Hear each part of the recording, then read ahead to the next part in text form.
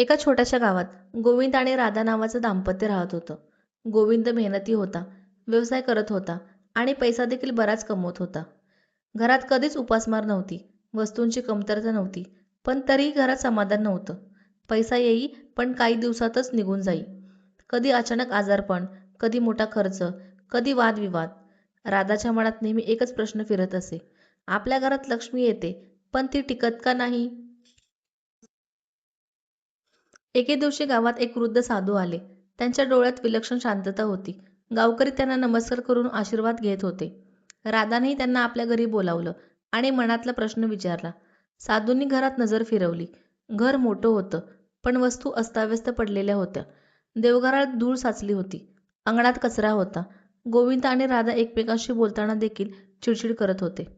साधू शांतपणे म्हणाले, तुमच्या घरात धन येतं, पण लक्ष्मी राहत नाही. कारण तुम्ही फक्त पैशाला लक्ष्मी समजता.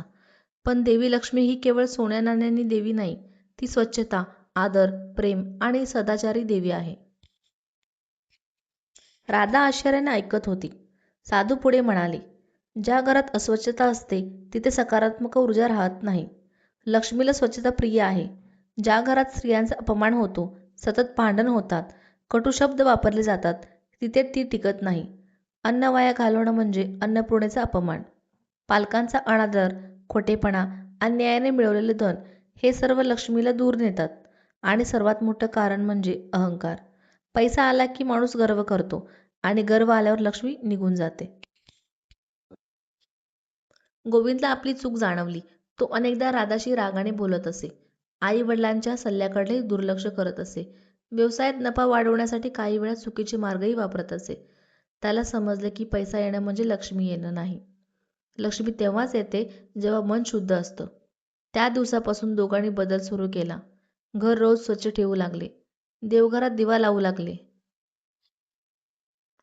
अन्न वाया जाणार नाही याची काळजी घेऊ लागले.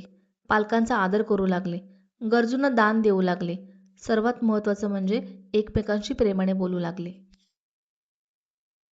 काही महिन्यांनी त्यांच्या घरात मोठा चमत्कार झाला. असं नाही, पण हळूहळू वातावरण बदललं. घरात शांतता आली.